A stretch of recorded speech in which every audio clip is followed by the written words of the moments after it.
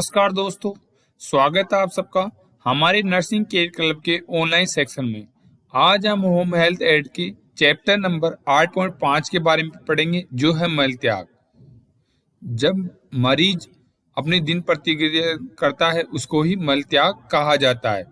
एक home health add का जो सहायक है उसका क्या कार्य होता है मल त्यागने में, वो किस प्रकार उसको मल त्याग करवाता है और मल त्यागने के लिए कौन कौन से इक्विपमेंट्स का उपयोग किया जाता है, इसके बारे में हम लोग जानेंगे। कार्य सूची पहला है निकासन प्रबंधन की जरूरत क्यों होती है, स्लाइड नंबर 5 पर हम लोग पढ़ेंगे। दूसरा है क्या क्या उपकरण हमको चाहिए मल त्याग कराने के लिए, जो स्लाइड नंबर 6 पर हम लोग पढ़ेंगे।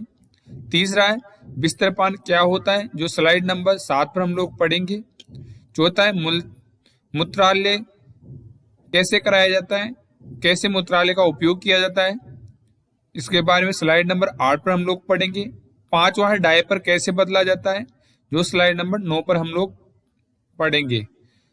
छठा है फोलोन नलिका, जो स्लाइड नंबर 10 पर हम लोग पढ़ेंगे। सातवां बिस्तर पान को उपयोग के लिए रखना, कैसे उसका उपयोग करना है, इसके बारे में स्लाइड नंबर 11 पर हम लोग पढ़ेंगे। आठवां है बिस्तर पान का उपयोग के लिए चरण, क्या क्या चरण होते हैं, स्लाइड नंबर 12 से 14 पर हम लोग पढ़ेंगे। नवा उपयोग के बाद बिस्तर पान को हटाना कैसे हटाया जाता है होम हेल्थ सहायक के द्वारा, जो स्लाइड नंबर 15 से 16 पर हम लोग पढ़ेंगे।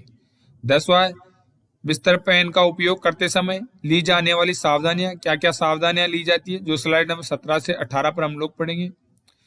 11वां मूत्रालय का उपयोग कैसे किया जाता है, जो स्लाइड नंबर 19 पर हम लोग पढ़ेंगे। 12 मूत्रालय का उपयोग करने के चरण, क्या क्या चरण होते हैं, एक होम हेल्थ सहायक उसका किस प्रकार उपयोग करता है, स्टेप बाय स्टेप हम लोग पढ़ेंगे स्लाइड नंबर 20 पर। 13वां है डायपर का उपयोग कैसे किया जाता है, ऐसे इसके लिए स्लाइड नंबर 21 पर हम लोग पढ़ेंगे। 14वां है डायपर बदलना, कैसे बदला जाता है डायपर, जो स्लाइड नंबर 23 से 27 पर हम लोग पढ़ेंगे।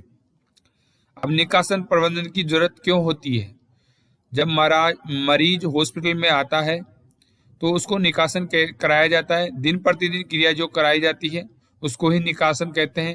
मरीज में जो खाना खाया है उसके प्रति जो अपशिष्ट पदार्थ निकलता है उसको ही निष्कासन कहा जाता है। शरीर से निकलने वाली गंदगी है, शरीर से गंदगी को हटाना ही मलत्याग कहा जाता है। प्रबंधन की जरूरत क्यों होती है, कुछ मरीज इस स्थिति में नहीं होते कि वे अपने शरीर के अपशिष्ट पदार्थ को दूर कर सके। मरीज ऐसे जो उठ के नहीं चल सकते या वो मलत्याग नहीं कर सकते, उनके लिए एक होम हेल्थ सहायक का कार्य होता है मलत्याग कराना। अब मरीज जो बिस्तर तक ही सीमित है उन्हें निष्कासन की जरूरत का प्रबंधन करने के लिए विभिन्न प्रकार के उपकरणों का इस्तेमाल किया जा सकता है। अब जो मरीज बिस्तर पर रहते हैं, पैरालिसिस वाले मरीज, उनका एक होम हेल्थ सहायक द्वारा मलत्याग बिस्तर पर ही कराया जाता है। उनमें क्या क्या उपकरण की जरूरत होती है उसके बारे में हम लोग जानेंगे। इस्तेमाल होने वाले उपकरणों में कुछ उपकरण है जो हम उसको इस्तेमाल करते हैं मरीज के लिए। पहला है बिस्तरपान। बिस्तरपान का उपयोग मरीज को मलत्याग कराने के लिए किया जाता है, या फीमेल जो होती है उसको यूरिन कराने के लिए उपयोग में लिया जाता है। बिस्तर पान का इस्तेमाल उन रोगियों के लिए होता है जो आसानी से बिस्तर से बाहर नहीं जा सकते। ऐसे मरीज जो उठकर नहीं जा सकते उनको मलत्याग उसी में कराया, बिस्तर पान में ही कराया जाता है। लेकिन मूत्र त्याग या शौच की अपनी जरूरतों को व्यक्त करने में सक्षम हो, जो मलत्याग और शौच कर सके, उसके लिए बिस्तर पान का उपयोग किया जाता है। मूत्रालय यूरिन कंटेनर जिसे बोला जाता है, यूरिन कराया जाता है मेल में, उसका उपयोग किया जाता है यूरिन कंटेनर के लिए। ऐसे मरीज जो स्वयं उठ के बाथरूम में नहीं जा सकते यूरिन करने के लिए, बेड पे ही बाथरूम कराया जाता है, उसके लिए यूरिन कंटेनर का उपयोग किया जाता है। मूत्रालय बिस्तर पान की तरह ही होता है, लेकिन केवल पुरुषों के लिए ही होता है। ये पुरुषों के लिए उपयोग में ले सकते हैं। ये बिस्तर पान की तरह ही होता है जिसमें यूरिन करवाया जाता है। इसको सुविधाजनक तरीके से बिस्तर पर ही इस्तेमाल कर सकते हैं। इसमें सुविधा के अनुसार बिस्तर पर ही हम लोग यूरिन करा सकते हैं। अब डायपर, ऐसे मरीज जो बार बार यूरिन पास आउट कर रहे हो या जिसके डिहाइड्रेशन हो रखा हो, बार बार उसको दस्त लग रहे हो, ऐसे मरीज को डायपर पहनाया जाता है ताकि वो बेड को खराब नहीं करे और आराम से उसे सोख सकता है। डायपर डायपर उन रोगियों के लिए इस्तेमाल किया जाता है जो बिस्तर पर सीमित रहते हैं। ऐसे मरीज जो बिस्तर से उठ नहीं सकते उन पर डायपर पहनाया जाता है। और जो निष्कासन के लिए अपनी जरूरतों को व्यक्त या नियंत्रित करने में असमर्थ हो, जो अपनी जो निष्कासन प्रक्रिया है, मल त्यागना, यूरिन त्यागना, वो उन पे नहीं कर सकते, उनको वहीं पे करवाया जाता है डायपर लगा के। अब फोलिक कैथेटर, फोलिक नलिका जिसे बोले जाता है, फोलिक नलिका का उपयोग ऐसे मरीजों के लिए किया जाता है जो सर्जरी हो रखी हो या वो बार बार यूरिन पास आउट करते हो। उन मरीजों के लिए फोलिक कैथेटर लगाया जाता है। यह ट्यूब की तरह का उपकरण है, ये रबड़ की ट्यूब की तरह का उपकरण है जो सीधे मूत्राशय में डाला जाता है, जो यूरिन ब्लैडर में डाला जाता है और मूत्राशय से सीधे मूत्र को खाली किया जाता है। जो यूरिन ब्लैडर है उसे यूरिन को डायरेक्ट ये खाली करता है और यूरो बैग में यूरिन भरता है। मरीज की हालत के आधार पर डॉक्टर उचित उपकरणों के उपयोग का सुझाव देता है। किसी मरीज का ऑपरेशन हो रखा हो, ऐसे मरीज जो बार बार यूरिन खड़े होकर यूरिन नहीं जा सकते, उन मरीजों के फोलिक कैथेटर का उपयोग डॉक्टर द्वारा करवाया जाता है। बिस्तर पान का उपयोग के लिए रखना, कैसे उसका उपयोग करते हैं। बिस्तर पान के साथ व्यक्ति की मदद करने के लिए निम्नलिखित चीजें मरीज की आसान पहुंच के भीतर रखें। जो भी चीजें हैं आपके आसान हो उनके मरीज के पास में रखना है। जैसे गर्म पानी के साथ बर्तन, गर्म पानी का बर्तन उसके पास में रखना है मल त्यागने के बाद में धोने के लिए। उपयोग करके फेंकने योग्य दस्ताने, जो आपने उपयोग में लिया है दस्ताने, उनका फेंकने के लिए एक डस्टबिन का उपयोग वहीं रखें। टॉयलेट पेपर आपके पास होने चाहिए। तौलिया होना चाहिए। पोंछने वाले कपड़े, जो हाथों को पोंछा जाता है, वो कपड़े होने चाहिए। अब बिस्तर पान उपयोग के लिए चरण कि एक होम्योपैथी का क्या क्या उपयोग होता है, किस प्रकार वो स्टेप बाय स्टेप उनका बिस्तर पान का उपयोग करता है। पहला चरण है व्यक्ति को समझाएं कि आप बिस्तर पान का उपयोग करने में उनकी मदद करने जा रहे हैं। मरीज को आपको समझाना है कि आप बेड पान करना चाहते हो तो इसमें हमारी मदद करें। ऐसा करने से उनका डर या अनिश्चितता कम हो सकती है, जिससे अनिश्चितता उनमें डर कम होगा। चरण दूसरा, बिस्तर के सिर को उतना नीचे लाएं कि मरीज बर्दाश्त कर सके। जो मरीज का सिर है उसको अपने निचले हिस्से पर रखना है ताकि वो कंफर्ट महसूस कर सके। बिस्तर जितना संभव हो सपाट रखें, जितना संभव हो सके बेड को सीधा रखना है, जिससे कि व्यक्ति के लिए एक पलटना आसान हो, जो वो पलट सकते हैं मरीज। चरण तीसरे में आपको क्या करना है, व्यक्ति से पूछे कि वह किस और पलटने में अधिक आरामदायक महसूस करता है। मरीज से पूछे कि आप कौन सी कलवट में मल त्यागने में महसूस करते हो, तो उसको एक होम्योपैथिक पोजीशन दे। चरण चौथा, डिस्पोजल दस्ताने पहने। आपको डिस्पोजल दस्ताने पहनने हैं। चरण पांचवा, यदि उपलब्ध हो तो मरीज को पलटते समय बिस्तर की रेलिंग पकड़ने के लिए कहें। जब आप उसको पोजीशन चेंज करा रहे हो मरीज को, तो उस समय आपको जो साइड की रेलिंग होती है बेड पर, उनको पकड़ के चेंज करानी है। चरण छठा, मरीज के लिए बिस्तर पान लाए जो गर्म पानी में से धुला हो। बेड पान लाना है और मरीज को लगाना है और फिर सूखा गया हो उसे कागजी लिफाफे में डालकर लाएं और कागजी लिफाफे में उसको डाल कर लाना है। चरण 7, बिस्तर पान को कुल्लों के सामने रखें। बिस्तर पान को दोनों बटक्स के बीच में रखना है। यह सुनिश्चित करते हुए कि बिस्तर पान का घुमावदार कोना कुल्लों के नीचे हो। जो भी घुमावदार हो कुल जो है उसमें, उसको आपको कहाँ रखना है, दोनों बटक्स के बीच में रखना है। चरण 8, मरीज को पीछे पलटने के लिए कहें। मरीज को पीछे पलटने के लिए कहना है। यह सुनिश्चित करते हुए कि बिस्तर पान अपनी जगह पर है, कि बिस्तर पान अपनी जगह पर है, जहां आपने लगाया है वहीं पे उस स्थिति में हो। जब तक मरीज लगभग पूरी तरह से पीठ के पलट न ले जाए, अपने हाथ बिस्तर पर रखें। जब तक मरीज पूरी तरह से अपनी पोजीशन में नहीं रहे, तब तक मरीज अपने हाथों को बिस्तर पान पर रखना है। चरण 9, व्यक्ति के सिर को बिस्तर पर इस तरह से उठाएं। मरीज के सिर को उठाना है और बैठने की स्थिति में लगें और मरीज को बैठने की स्थिति के लिए कहें, या उनके लिए मलमूत्र की बाहर निकालने आसान बना सकता है, जिससे मलमूत्र आसानी से बाहर आ सके। चरण 10, मरीज को गोपनीयता दे। मरीज को गोपनीयता बनाए रखना है। एक होम सहायक को जब मल त्याग करा रहा है उसके पर्दे लगाने हैं। सुनिश्चित करें उनके पास का कॉल लाइट बटन या मलमूत्र हो जाने पर आपस संपर्क करने का अन्य साधन हो, जिससे वो संपूर्ण रूप से मलमूत्र कर सके। ऐसी चीजों का सावधानी से ध्यान रखना है।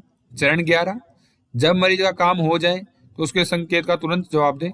जब मरीज वो कहे कि मैंने मूल त्याग दिया है या मल त्याग कर दिया है, तो उसका संकेत का ध्यान रखना है। गर्म पानी के बर्तन को लाएं, गर्म पानी के बर्तन को लाना है। चरण 12 में आपको उपयोग के बाद बिस्तर पान को हटा लेना है। जो उपयोग लेने के बाद बेड पान को हटा देना है। अब उपयोग के बाद बिस्तर पान को हटाना कैसे हटाया जाता है? आपने मल त्याग करवा दिया, अब उसको कैसे हटाया जाता है? यदि संभव हो तो बिस्तर के सिर को नीचे करें और समतल करना है। आपको जो पता है उसमें बिस्तर के सिर को नीचे करना है। चरण 2 में मरीज को पलटने के लिए कहें, मरीज को कलवट लेने के लिए कहना है, जिससे आप बिस्तर पान को हटा सकें। चरण 3, एक हाथ से बिस्तर पान को उठाएं। एक हाथ से आपको बिस्तर पान को उठाना है, उसे सावधानी से व्यक्ति को लोग से हटाएं और उसके बटक से उसको हटाना है सावधानी पूर्वक। चरण 4, यदि व्यक्ति ने मल त्याग किया है तो साफ करने वाले कपड़े और तौलिया का उपयोग करें। मल त्याग करने के बाद में उसे साफ करने के लिए टिश्यू पेपर का प्रयोग करना है। अस्पताल के प्रोटोकॉल के अनुसार उचित सफाई तरीका का उपयोग कर साफ करें और उसको उचित तरीके से उसको साफ करना है। चरण 5, बिस्तर पान को कुर्सी पर रखें। बिस्तर पान को कुर्सी पर रखना है और बिस्तर के सामने तौलिया रखें और तब तौलिया को भी रखना है। कभी भी बिस्तर पान को साइड टेबल या बिस्तर पेज पर नहीं रखना है। जो मरीज की साइड टेबल होती है, साइड बिस्तर होता है, उसके पास में मरीज के बेड पान को नहीं रखना है। चरण 6, सबसे पहले व्यक्ति कुल्लो या जननांग क्षेत्र को टॉयलेट पेपर या गीले कपड़े को साफ करें। एक होम्योपैथी को सबसे पहले उसके बटक्स को या जो जननांग क्षेत्र है वहां पे सफाई करनी है। यदि आवश्यक हो तो गुदा क्षेत्र को साबुन और गर्म पानी के साथ धो लें। आवश्यकता हो तो साबुन और गर्म पानी से धोना है, अच्छी तरह सुखा लेना है और अच्छी तरह सुखाना है। चरण 7, मरीज की स्थिति और डस्टिंग को समायोजित करें। मरीज की स्थिति को सही करना है, पोजीशन को, और उसके कपड़ों को सही प्रकार से समायोजित करना है। बिस्तर को ठीक से रखें और बिस्तर को सही कर देना है। चरण 8 में ताजी और साफ हवा के लिए खिड़कियां खोला रखें। बदबू नहीं मारे इसलिए खिड़कियों को खुला रखना है।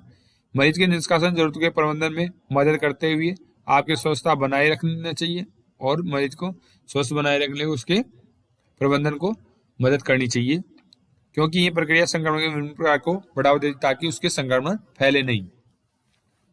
अब बिस्तर पान कराने का उपयोग करने के बाद में क्या क्या सावधानियां होती है, एक होम हेल्थ की क्या क्या सावधानियां रखनी होती है, इसके बारे में हम पढ़ेंगे।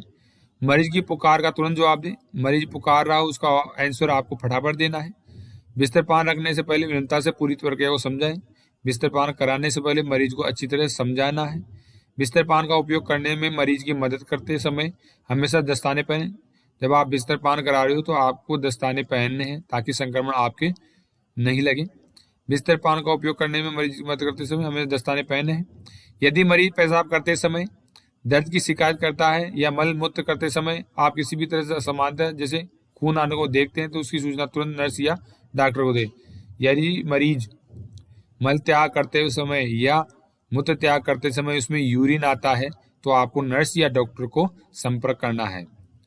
यदि आप मरीज को कुल्लो या गुप्तांग के निकट लाली या व्याध देखें तो तुरंत डॉक्टर को उसे बारे में सूचित करें। यदि मरीज के बटक्स के पास में गुप्तांग जननांग अंगों पर रेडनेस दिखाई दे तो भी आपको डॉक्टर को या नर्स को संपर्क करना है। एक बार बिस्तर पान को उठाने या साफ करने के बाद उसे गर्म साबुन या पानी के साथ भरें। अब उसको कैसे धोया जाता है, उसको धोने के लिए मल त्याग करने के बाद उसको धोने के लिए साफ पानी या गर्म पानी से आप उसे धोना है। पैन को अच्छी तरह साफ करने के लिए शौचालय ब्रश का उपयोग करें और उसे शौचालय ब्रश से साफ कर देना है। आप बिस्तर पान को साफ करने के लिए ब्लीच का उपयोग भी कर सकते हैं। ब्लीच का उपयोग करके आप उसको साफ भी कर सकते हो।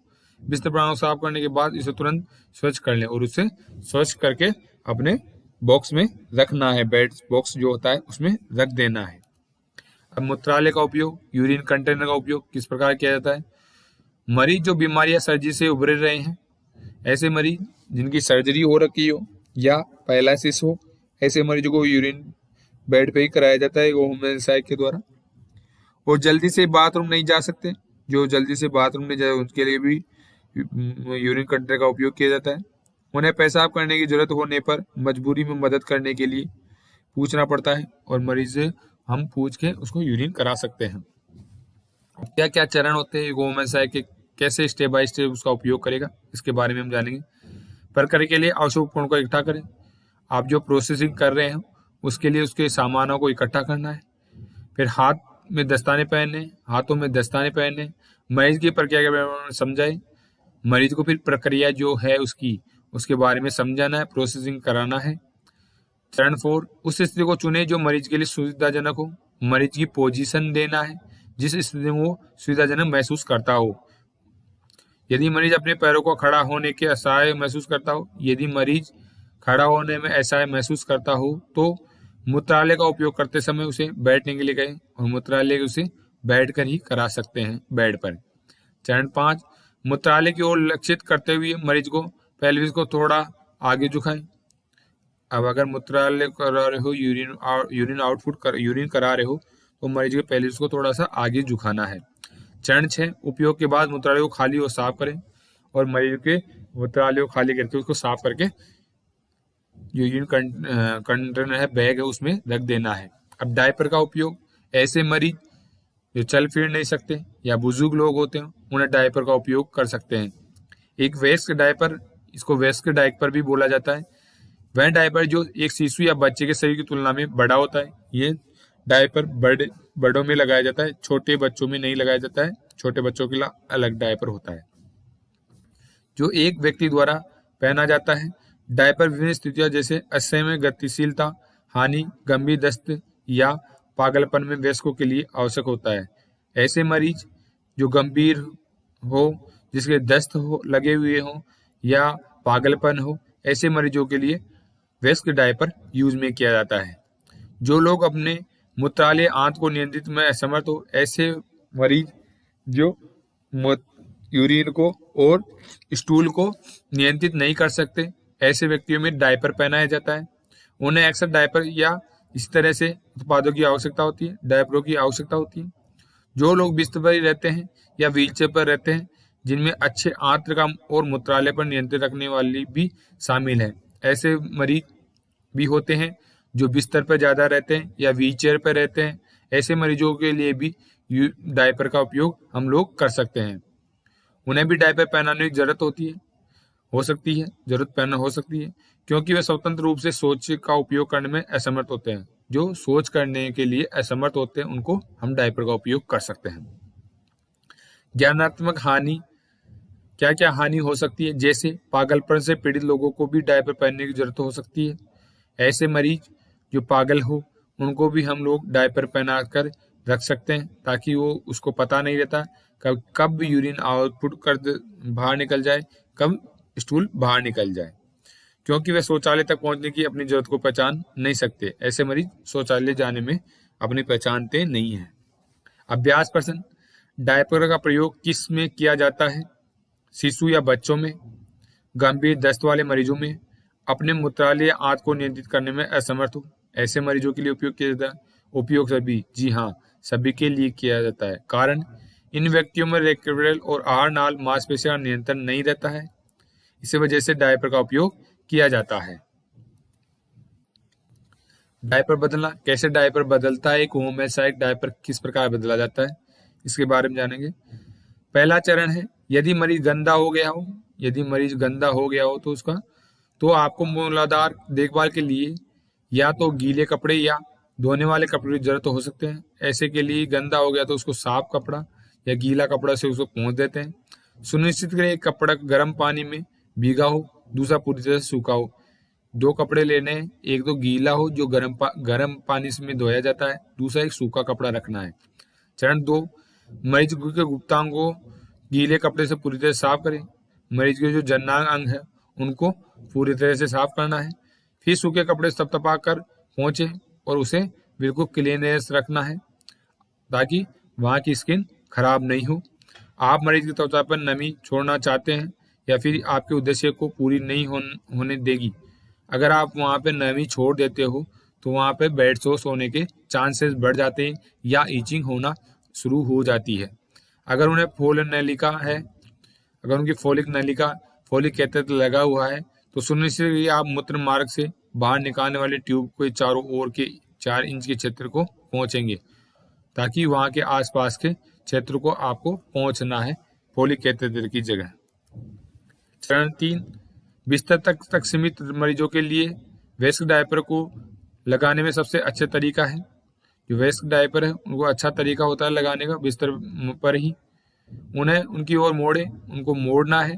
एक असीमित पैड उस समय बहुत मदद करता है। जो पैड होता है उसका मदद ले सकते हैं। अगर मरीज अपने दम पर मुड़ नहीं सकता, मरीज अगर खुद स्वयं मुड़ नहीं सकता तो उसके लिए।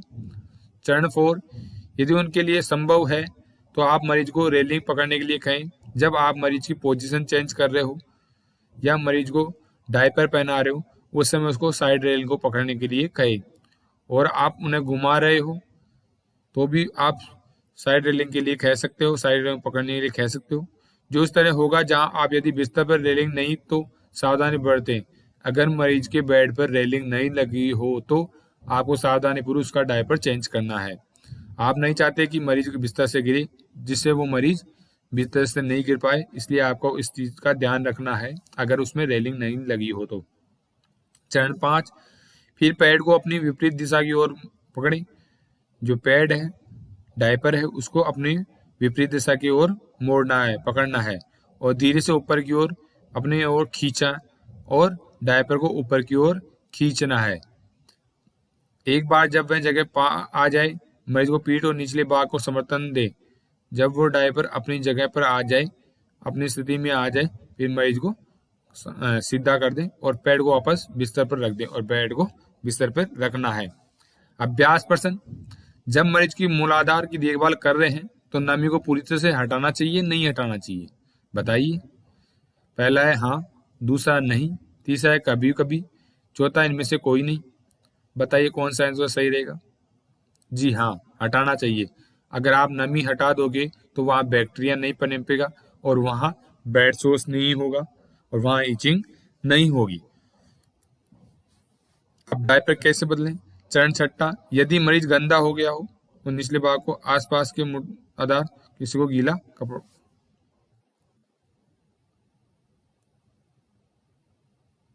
बिस्तर पान का उपयोग के लिए किन उपकरणों का उपयोग करना है। टॉयलेट पेपर का, तौलियों का, पोंछने वाले कपड़े का उपयोग सभी।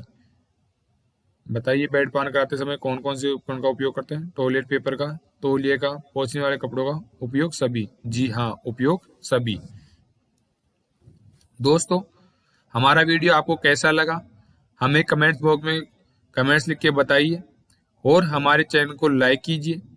अगर आप चैनल पर नए हो तो हमारे चैनल को सब्सक्राइब करें और शेयर करें। धन्यवाद।